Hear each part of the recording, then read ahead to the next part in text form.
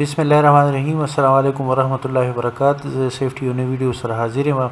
د دې ویډیوز مقصد دا دی چې زموږ خلک کور کې او د کار په ځایونو کې عام پیښېدو والا حادثو نه بچ شي.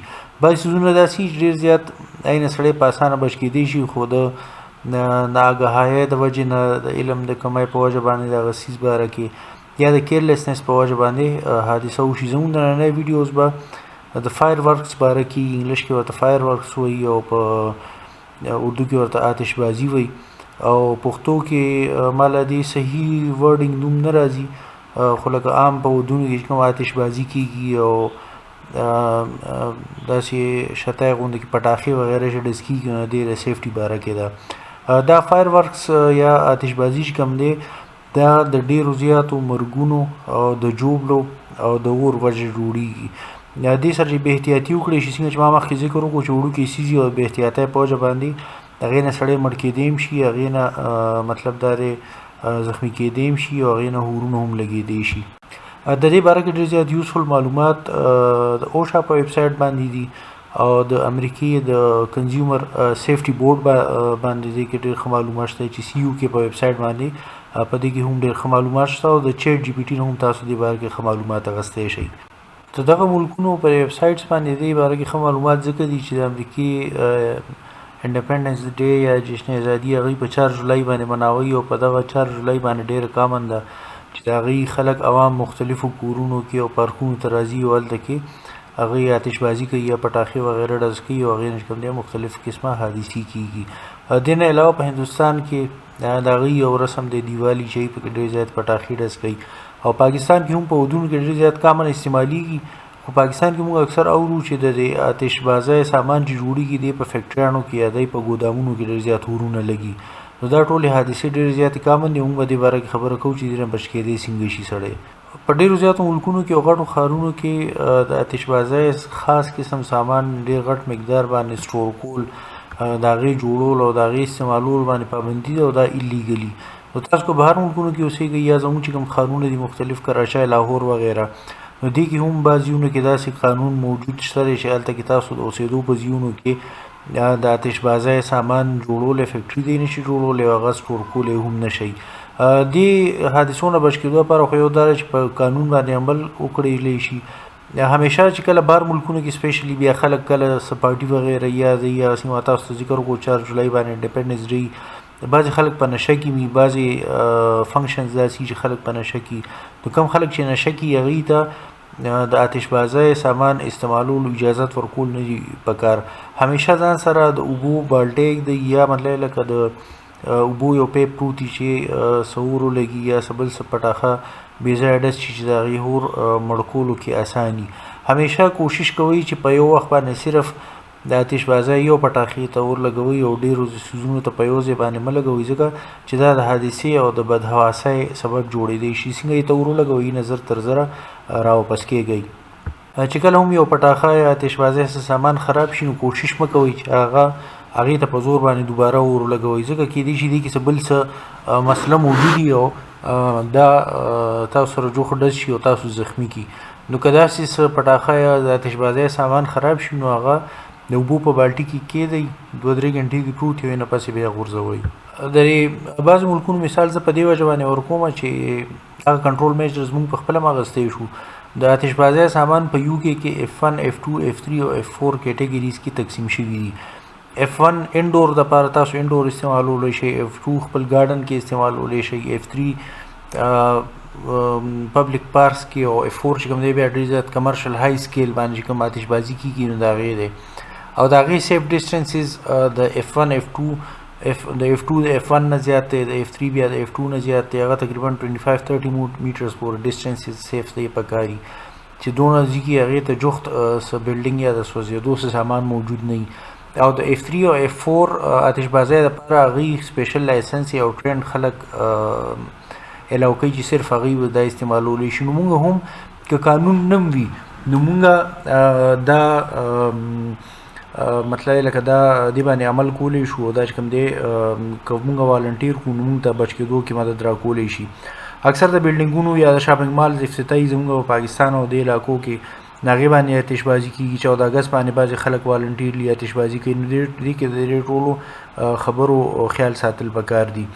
یو د دې خبرې خیال ساتل پکار دي چې کله پارټي یا څه فنکشن وي نو دا فایر ورکس یا آتشبازي یو بل طرف ته نیول نه پکار، په دې باندې څوک ولګي. ما د دې وجه دا ده چې یو خو دې سپیډ ډېر زیات دی، بل دا چې کله دې ته اور لګي نو دې ټمپریچر ډېر زیات وي، دا ډېر زیات ګرم وي او دا دونه ګرم وي څومره ګرمي چې ویلډنګ دوران کې دا ویلډنګ راډ نه څومره ګرمي پیدا کېږي، ځکه چې دې کې عام مطلب کاغذ یا داسې څیزونه نه استعمالېږي. دې چې کوم فیول دی دې کې دننه سوځېدو کوم څیزونه دي کې بعض ټایم میټلز وي او هغه تقریبا 1000 فارنهایټ او دې نه بره ټمپریچر باندې هغه سوځي، نو دا ډېره زیاته ګرمي وي. دا چې کوم دی سیویر برنز هم پیدا کولی شي او مطلب لکه سړی پې سوځېدی شي. زه دې کې یو خبر دا ایډ کوم که تاسو مونږ یو ویډیو باډي برن باره کې جوړه کړې ده، نو د هغې کنټیکټ د هغې لینک به چې کوم دی مونږ دې کې ورکو. یو دا احتیاط کوئ چې کله تاسو د آتشبازۍ سامان استعمال کوئ او هغه وسوځي ختم شي نو هغه ډایرکټ غورځوئ مه، ځکه که تاسو اګن کې وغورځوئ نو هغه اینه پس دوباره اکسیډنټل هور اخیستی شي. د هغې طریقه دا ده چې یو غټ بالټي کې تاسو ټول سوځېدلې آتشبازي واچوئ کې 3 غنټې پرته وي او سهار بیا یې نه پس وغورځوئ. ماشومانو ته چېرته دا میل او کوئ چې هغه د آتشبازۍ سامان استعمال کړي که ډېر وړوکې هم وي. سپارکلرز راځي یا وړوکې غوندې کې ښکلې غوندې کې داسې وړوکې غوندې سپارکلر وي، زه به دې تصویر به یې ویډیو کې ورکړم. ماشومانو هغه ډېر زیات خوښ وي نو هغه د استعمالو ته مه پرېږدئ، ځکه چې څنګه ما تاسو ته ذکر وکړو دا 2000 فارنهایټ پورې دا سوځېدی شي او د دې نه ماشومان زخمي کېدی هم شي او اور هم ترې نه لګېدی شي. د دې په بدل کې تاسو ماشومانو له بل څه ورکولی شئ، لایټس وله ورکولی شئ یا ورته یې چې یاره ته څه پینټینګ وکړه یا نورې لوبې. نو مطلب دا چې ماشومان د فایر ورکس نه همیشه لرې ساتئ، ځکه چې دوی ځان زخمي نه کړي یا خدای مکړه مړه نه شي یا څه ته اور ونه لګوي. لکه په UK کې په انګلینډ کې د 18 سال نه کم عمر ماشوم ته تاسو د آتشبازۍ سامان نشئ خرڅولی. که زموږ په علاقو کې یا په ملک کې دا قانون نه وي نو موږ دا ایز ریفرنس استعمالولی شو، کوشش کوو چې یاره ماشومانو له د دې د استعمال اجازت ورنکړو. په UK کې بل دام قانون دی چې شپې 11 نه پس د سحر 7 بجو پورې او د ماښام 6 بجو نه مخکې تاسو د آتشبازۍ سامان نشئ استعمالولی. مطلب لکه 6 نه د ماښام 6 نه صرف د شپې تر 11 بجو پورې دا سامان استعمالولی شي، ځکه چې یو په خلکو خوب ډسټرب کېږي. بله خبره دی چې که خدای مکړه اور ولګي نو خلک به ټول ویده وي او د هغې ریسپانس ټایم به ډېر زیات وي او هغه اور زیاتېدی شي. د آتشبازۍ سامان نه همیشه کوشش کوئ چې ستاسو لرې یئ.